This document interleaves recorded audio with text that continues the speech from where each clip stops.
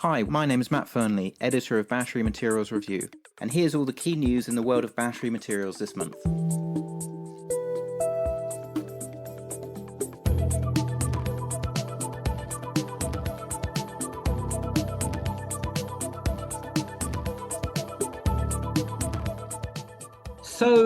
Welcome to October's edition of the Recharge podcast. We have mutually agreed that we aren't going to talk about our absence last month and whose fault it was. So we have got lots to talk about this month. So without further ado, let me welcome my partner in crime, Cormac O'Laoire, MD of Electrios Energy, and let us get cracking. Hi, Cormac. Hi, Matt. Glad we could get it together this month. Yeah, get it together is the definite thing. Yeah, it's the silver, gold, and platinum months. October, November, December. It's the big sales in the battery and EV business. So this is this is the key month. Rubber This is meets where the we road. needed to get in front of our listeners. Exactly. Providing they're still listening and haven't buggered off to someone else's podcast, but we They hope may you're well still have. out there. Okay, cool. We're recording this just at the back end of LME week, and you were in London and I was in London, but we didn't see one another. What's your any interesting takeaways from LME week? Yeah. LME week involves all the metals, and I'm more interested in the critical side of things. So I attended a number of sideline events, and I did notice there was a lot of talk about every other metal except battery metals in terms of You went non-ferrous to the wrong metals. event, mate. I'm hearing a lot about aluminum, copper, of Mhm. course. Copper is going to be right up there with gold pretty soon. Yeah. That was one of the big takeaways of the week. I went to a very nice event held by the Saudi government, Mhm. and another event held by the Indonesians. And Mhm. they're looking for investment, and Indonesia is getting a bit sick of being known as a nickel hub, from what I gathered, and they're looking Right. for. They also have, I think they said, 23 other critical minerals or metals, and they more than welcome investment in those sectors. So I think they're pushing big on copper, zinc, silver, and gold. Manganese. I heard there was a manganese project in Well, Indonesia that's as the well. first I heard about it. I've been wondering about it. I don't think they have any manganese, but it's news to Uh, me. oh well, maybe they do. We'll have to wait and see. I mean, for me, I went to 3 or 4 of the battery materials presentations at LME Week, and one thing that stood out for me is I think the significant sort of contrast in opinions in the sector is bigger than I've ever seen it. So just looking at some of the sort of analysts and consultants I follow, I mean, some of them are rabidly bullish on the lithium outlook, really rabidly bullish, and some of them are rabidly bearish, and some of them have flipped around to more bullish, and some of them have flipped around to more bearish.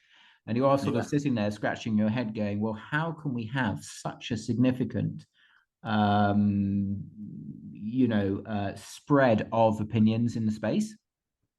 Yeah, I did see a little of that. I did see, lithium obviously was something I did see a few present. It depends on who you're going to see, analyst wise. Man, there's a Yeah. big spread between Chinese analysts, UK analysts, and European analysts. I mean, the spread is Well, right don't there. forget the US analysts as well, because Yeah, there's quite a lot of very bearish US analysts out well, there. my wallet isn't that deep to go see the US analysts, unfortunately. You have to go to PDAC, mate. That's the one for the North American analysts. I think Yeah.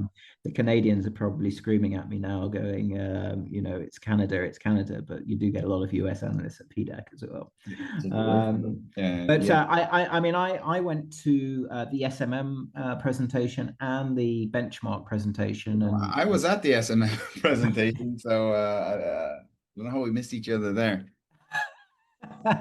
well, I was Billy No Mate sitting at the back, but I was again, front I row. was with the really questions. surprised by the I wasn't surprised that SMM are relatively bearish on lithium because they have been for a while. But benchmark was still quite conservative on lithium. I noted, and they've had a very strong call on ESS and a reasonable call on EVs as well. And some of the other consultants I found were quite conservative as well. So it is going to be very, very interesting because there's some, I would say, more non-traditional guys out in the market saying, look, demand is very, very strong. Inventories are starting to fall, and it's really starting to kick off. I mean, I don't want to sit on the fence, but from You the know, from the yeah. data that I'm tracking, I haven't really seen the sort of drop in inventories I'd be wanting to see before I got really excited about the space. But we will know within 2 to 3 months Yeah, exactly. whether this strong demand event, as strong as many commentators are saying, is coming through or not. And if inventories are at their current level by the end of this year, then it ain't happening. And if inventories drop by 30 or 40% by the end of this year, then it could very well be happening. So we'll be keeping a very close eye on lithium inventory levels. What about other materials? What are you seeing in there? Well, lithium, maybe the bellwether in this one, I guess. But you're right. A lot of people left on with egg on their face last month, calling the end of the lithium winter and all that. So Hmm. it's not surprising seeing a lot of analysts sitting on the fence because they just can't call it. But Yeah, we're based in Hong Kong, so mostly focusing in the Asian markets, China, Korea. On the kind of demand levels we've seen there. And the demand looks like it's picking up in both markets with the outlooks that we're seeing. But we'll keep running into government policies. China's ending its scrappage scheme at the end of the year, yeah, so expect to see a lot of EVs sold between now and then. Production levels are up in EVs. I think I just posted on LinkedIn over 1 million battery electric vehicles were produced in China in September, which is yeah. phenomenal.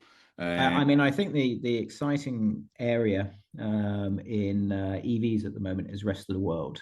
So, I mean, China is doing all right, Yeah. but I think we are running into a situation whereby we're running into very tough year-on-year comparisons.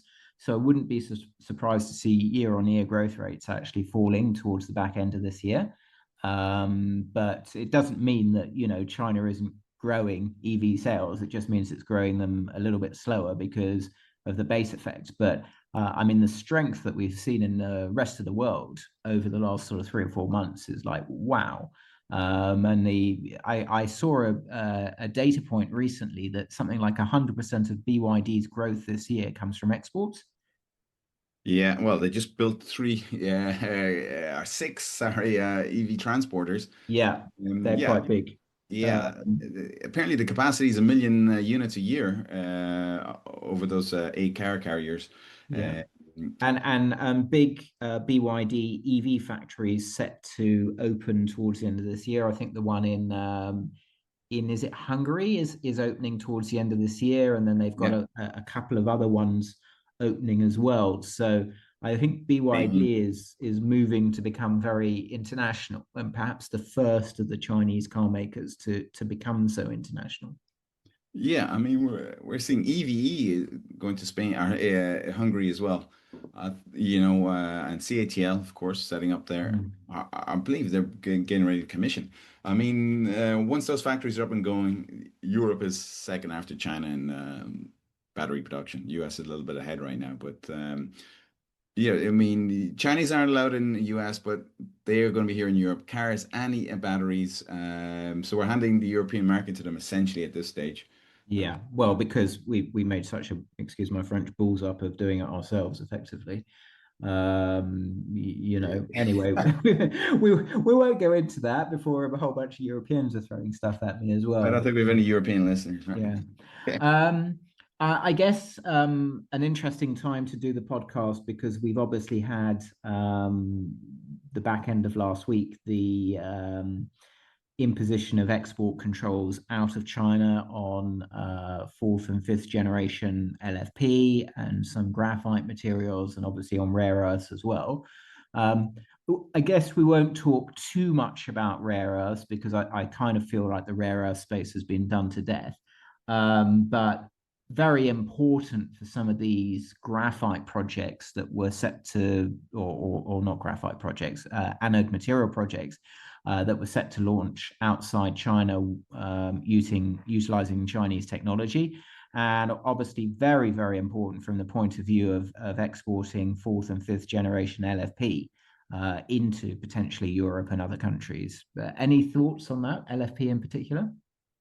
Well, yeah. I mean, fourth generation is like 2% of the LFP being produced in China right now. I mean, it's majority is second and third Right. generation in their home market. I think this is just a protection move because they haven't even established that themselves yet. I mean, so I mean, it could benefit, right? Everybody, the NMC technology, right? So Yeah. if these restrictions don't change, I think it will. I was saying something else during the week. You know, it's the first time that China really pulled this trigger to show that you know, we could stop the source of your battery materials and your batteries, the high energy density batteries. So now it really lays down the marker that we need to develop this ex-China supply chain because this could be pulled anytime in the future. Yeah. And the only supply chain we can really develop that we have the skills, equipment is the NMC ternary supply chain. Yeah. Yeah. That's the And only I way mean, I to think, be independent. you know, the tragic thing about the graphite and anode material thing is it's not like we didn't already have a dry run in this, you know, at the end of 23. You know, we already knew that there was a good chance that this would happen. And in the intervening 18 months to 2 years, what did we do about it? Absolutely zip all. So, you know, we have a situation now where if the Chinese wanted to turn off supply of anode material, they could turn off the supply of 99% of anode material that is used in the world. And basically, they could turn off every single ex-China battery plant, lithium-ion battery plant, if they wanted to. And that's a pretty tragic position to be in, eh? Well, hopefully, POSCO will be able to help us out a little bit there. But yeah, that's the current state of affairs for sure. Yeah. So I mean, we really do need to sort of get cracking on this. We've been talking a good game for 2 years, but we really haven't seen the funding. And this all sort of comes back to an area that I ended up talking about quite a lot at LME Week and sort of in the conferences I've done recently, which is this big funding gap in battery raw materials, really across the board. I mean, lithium, graphite, anode materials, high purity manganese, to some extent nickel as well. It really is very, very difficult to get these projects off the ground because investors look at the price, normally the Chinese price, and they go, well, that's very, very low. That's not above your incentive price. There's no way I'm going to fund this project because I'm not going to get my money back. And we, as in the West, have to find a way to surmount this problem. And obviously, the Trump administration has come in with the deal with MP Materials and put the price floor in for rare earths. What can they do in battery raw materials? There you go. There's a hospital Well, pass forward. what they have been doing, and it kind of frustrates me a little bit, is this, and European Union just called for it again. We need to innovate on materials production here in Europe or and US. It's the same in US, and so we get lost in this cycle of innovation, trying to do things better and cheaper and greener than the Chinese when you know how long the innovation cycle is. You're not actually building any industrial platforms to actually make materials that are required over the next Yeah. 20 years. These innovations are fine at a certain level. And a lot of funding is going to innovations. You know, we work with a lot of VCs It's noble enough where, they're using banana skins and orange peels to make some sort of cathode material, but it's a long cycle and that's where we see a lot of funding going on our end is um, there's a lot of money available for innovative ideas in the battery space, but that's not industrial ideas. What we're seeing in China. China does it the opposite. They build like CATLs build industrial scales and then pours significant portion after they start generating profits into their R&D and does it that way. We're Yeah. innovating first and then trying to scale. Yeah, and I think I mean, that's the wrong way around. It's the wrong way around with regulation in Europe as well. And I mean, we've talked about this before, how the Chinese build the industry and then put in place the regulation once they've got the industry to critical mass. And I mean, Nothing we've to done it, regulate. Yeah, yeah, there's nothing to regulate right absolutely the now. wrong way around. I mean, Yeah. over-regulated makes it impossible to build an industry. Yeah, well, we're trying to do it a different way. It just hasn't Mm. worked. Yeah, That's what we're encountering. yeah. But yeah, I mean, this year's LME, if we're talking about sentiment, was a little bit of a down sentiment or downer on the whole lithium battery metal supply chain. I mean, because the nickel Yeah. guys aren't happy because nickel prices are down. The lithium guys aren't happy. EV guys aren't happy. Slightly sluggish demand, and throw on top of varying policies and tariffs and this battle between US and China. It's just Europe's caught in the middle. But the ESS guys are ecstatic. We should mention Yeah, well, yeah, that. ecstatic is the word for that. But then the theme there also is decouple from China as much as possible as well, which can be done in terms of all the auxiliary equipment, but cells, you can source cells from Southeast Asia now, but of Chinese origin. Of Chinese origin, yeah. I mean, Yeah, it's I don't know like about when you see all the critical materials things, and they go, "Well, nickel's all right because Indonesia controls whatever it is, 70% of the world's nickel production," and you're like, "Well, yeah, but those are all Chinese companies." So yeah, you can get batteries from Indonesia now, but they're all controlled by Chinese companies. yeah, well, they're the right type of batteries, nickel.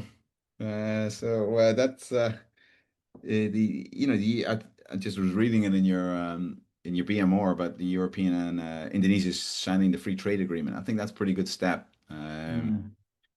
to again securing supply for Europe, and that's just pointing the finger. The NMC is going to be, or nickel-based batteries are going to be the secure point for EV batteries in Europe. That's the chosen material, Yeah. and I if mean, you I speak think to OEMs, Benchmark yeah. made quite an important point in their presentation. They did a very good presentation at the event they did this week. And the point that they made is, yes, LFP is gaining massive traction in the global EV market, but it is primarily because it has enormous traction in China and in Chinese exports to the rest of the world. It is not gaining particular traction in either Europe or the US, where NMC is still the primary technology. I would say NMC, also NCA, Yeah. You know obviously, but what? yeah, I show the Chinese exports every month. Ternary batteries are the number one export out of China, yeah, 70%. Now that's just individual batteries, not what's in LFP not or in a car. Yeah, yeah, but um, yeah, I mean, makes sense that the demand for LFP is going to be there for sure. But the new trend coming out, not a new trend, but the current trend, especially with that premium cars, is this mix. So you get the blending LFP and NMC, and even best of both worlds. yeah, you got charging, performance, and low temperature performance as well. You get best of both worlds. I was talking to CATL recently, and they have no to your face anyway. They're backing no horse. It's words used were we'll make whatever the customer wants.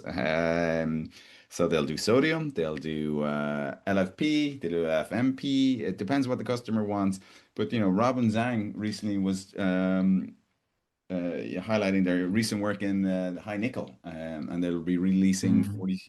4680 cells, I think, with high nickel. I mean, so when you think they're all in an LFP, they go and pull this switch card out, but That's they interesting. they are all in on these hybrid type. I can't tell if it's cells or packs, but LFP NMC mix.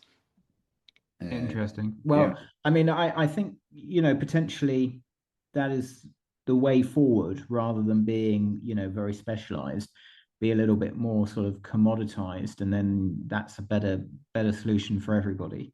While we're talking about different chemistries, I guess we should get on to sodium ion, which the amount of column inches sodium ion gets at the moment, you would honestly think that it was the dominant chemistry in the world, but not so much, really.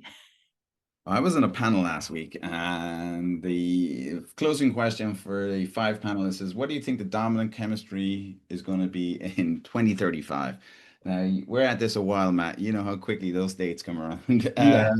And all four but me said LFP and sodium. And there's absolutely no way there's going to be a sodium supply chain up to that level in the next 10 years. Mm. So obviously I said NMC. Just your average NMC, but I couldn't believe they're that bullish on sodium.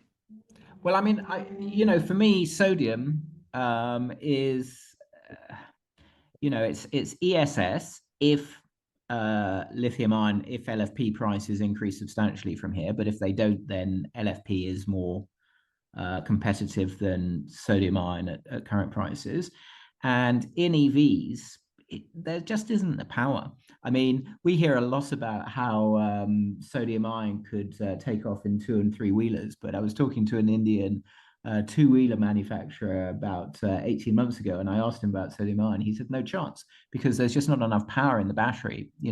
Maybe this is an India specific thing, but he said, when my clients, the riders, draw away from the traffic lights or the stop sign or something, they want to accelerate fast, and you can't do that with a sodium ion battery. So yeah, I mean, we Not hear sure a lot that's about true, them, but but I just wonder how viable it actually well, is going to be.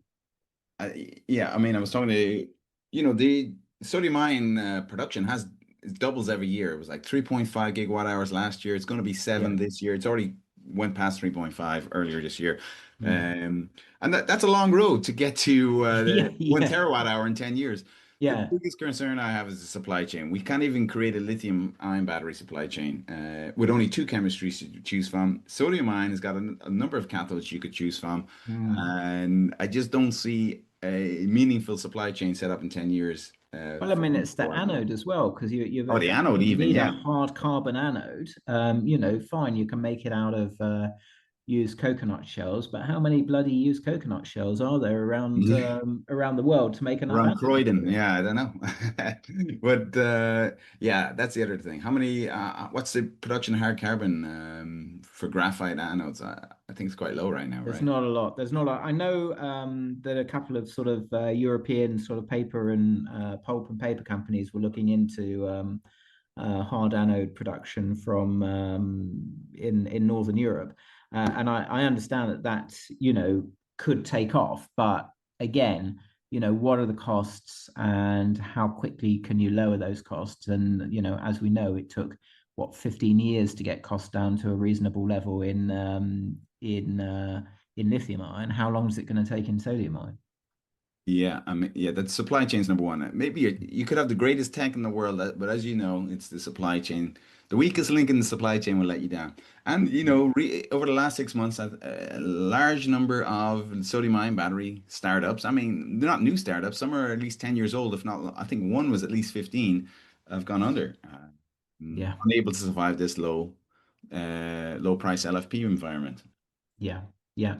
Well, I mean, I think it is. It certainly has been it has wrung a lot of early stage companies out, and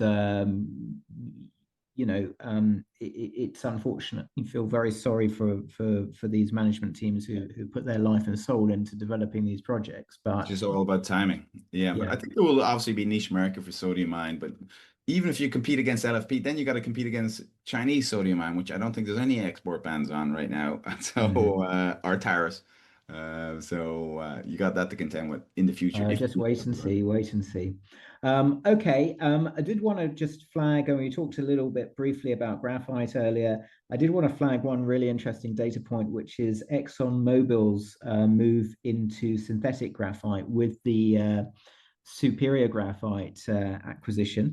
It was quite an interesting move, given ExxonMobil is a gazillions billion-dollar company, and to go into the anode material space, which is definitely not a gazillions and gazillions of dollars market, seemed to me like an interesting move.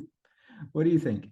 Yeah, well, Superior Graphite are interesting company. I think they're 50 years old, if not older. I know, 100 Mm. years old. I'm just happened to be on their LinkedIn page right now. 100 years old. But they have a very interesting, innovative tech for producing artificial graphite. Yeah, I Much mean, I know the used. company quite well. They've Oh, yeah. done a lot of work in the industrial graphite space over the last sort of 20 odd years or so, and are very well thought of. Yeah. They've been trying to sort of push into battery graphite. I know Exxon has come out into the market and said they have a very interesting synthetic graphite technology. So, I mean, it'd be very, I keep saying interesting, but it will be interesting to see if they can bring it through.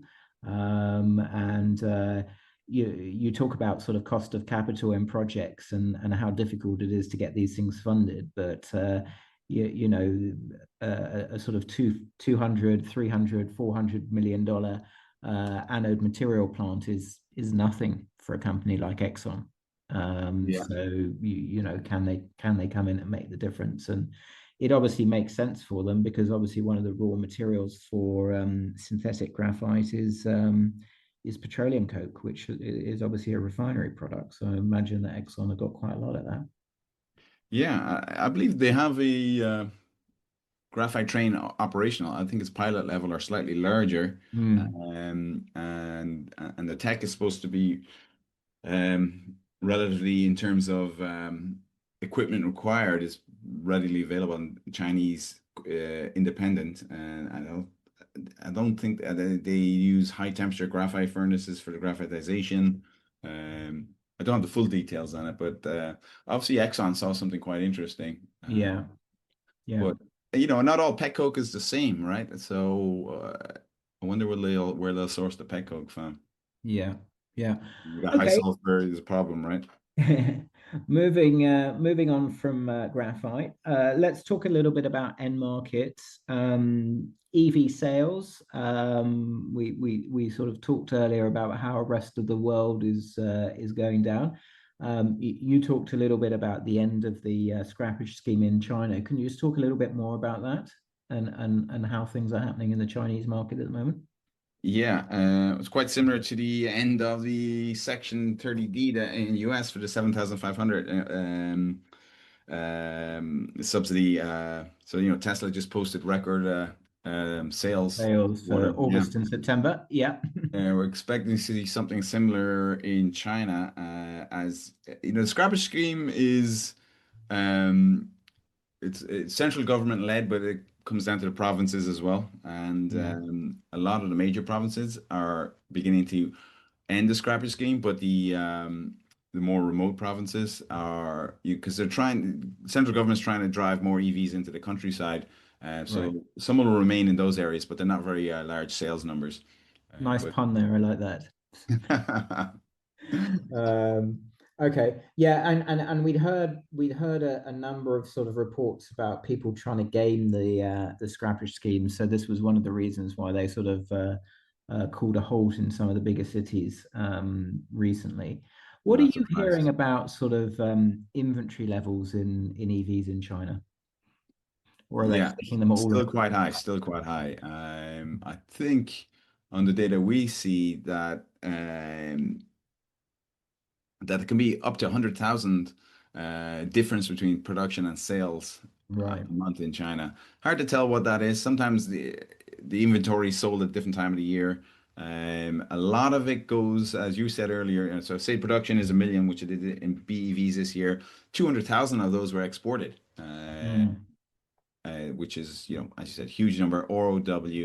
I think this time last year, it was about 100,000 this time last year, total BEVs and PHEVs. Mm. So, BYD, as you said earlier, followed by BYD quite closely. BYD would be in a little bit of trouble right now if they didn't have such great ROW sales. And Yeah. I think they just announced they're going into Brazil as well, building a factory in Brazil Yeah. and Spain. Yeah. Oh, Spain as well. Okay. Interesting. Interesting. Yeah. And I think the other interesting thing in China this year is that it looks like we may have maxed out for now on PHEVs. We're seeing much Yeah, more higher growth in BEVs for now. Do you think that's off the back of the scrappage scheme or low oil prices, or what do you think that is? well, they're reviewing the credits also for EV purchasing, which they're lowering as well, central government, and they're actually demanding higher performances of the PHEVs so you can get the EV purchase credit. Right.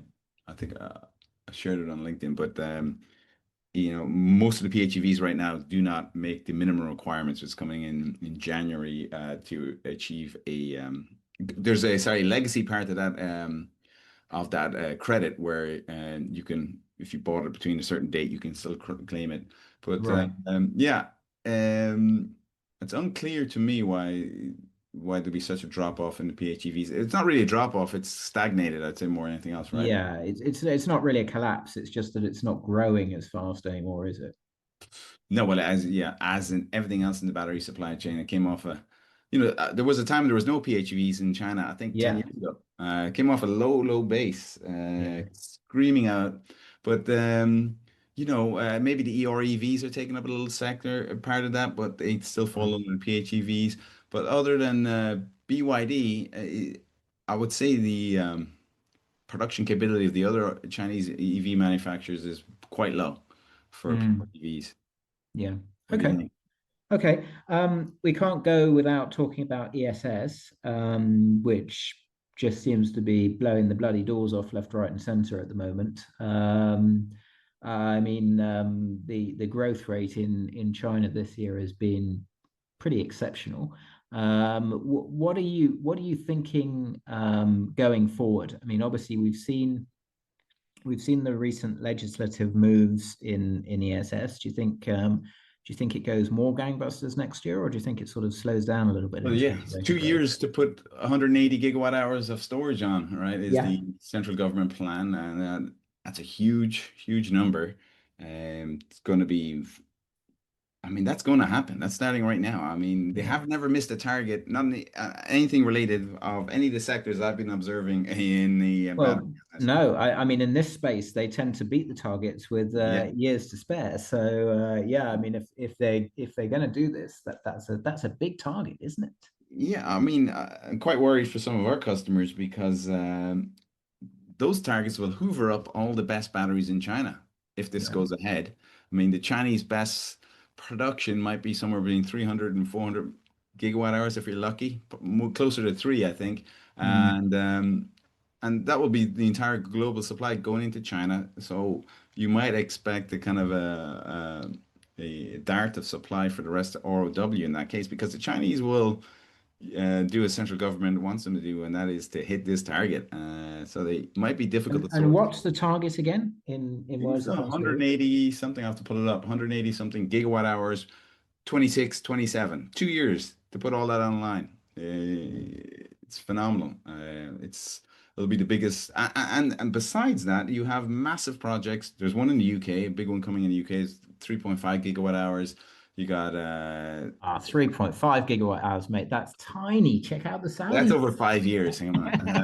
And then you have the Middle East have gigantic projects as well. Mhm. One of our problems for our clients is sourcing 314 cells, amp hour cells, from even if even tier two battery makers. It's quite difficult at Mhm. the moment. So. But what we're working on, Best has been probably one of our better businesses. working on. So now, to put cells into containers, kind of the lowest hanging fruit, and a lot of companies globally are more than happy to do that, like Yeah. integrators, but on a much larger level. So there'll be conglomerates with, who are already in the grid, infrastructure business, or some part But of I the mean, power it's ecosystem. been very difficult for instance, the US integrators, because obviously in the past you had companies like Fluence and Powin that were very good at doing that sort of thing. Yeah. But then obviously that the battery makers got into that business as well, so they now make their own containers with their own sort of battery management systems and everything else. So I mean, how easy is it for the old style integrators to actually compete in that business? Yeah, well, most of that business for us is from the Middle East, and I Mm. think they can get that market if they want it. They're large power companies in the Middle East, uh, Mm. so I think that option's available to them if they make basically they're their own end customer, Mhm. and they have like gigantic gigantic labor force of electrical engineers. They seem quite confident they can build best containerized system plants, and just integrate the cells themselves. So that would like push a lot of people like Fluence and Powen now, which is FlexGen, I think, out of those markets. It's more kind of closed markets in that case, but they're just not seeing a lot of value in just buying the whole container Yeah. from China. But yeah, I mean, as you said, right? And also, most players, non-Chinese, it's ODM, it's contract manufacturing. They don't even make the energy storage systems themselves either. Goes out to contract manufacturing in Vietnam and other places. So it's a bit of a race to the bottom. We've seen it one time, and it looks like we're going to see it again. Okay. That On was that cheery note. fascinating. We will, I think we'll call it a day there. So I will say thank you very much to Cormac, and we'll try and do this again next month. We'll have to see how it goes. But yeah, thanks very much, and Thanks, speak Matt. soon. Talk to you soon. So that brings us to the end of our podcast for October. As always, you can get more detail on any of the topics we've discussed, and indeed many more that we don't have time to discuss on a monthly basis in the latest issue of Battery Materials Review, which you can find at www.batterymaterialsreview.com. I'm Matt Fernley, editor of Battery Materials Review, and this has been Recharge. Thanks for listening.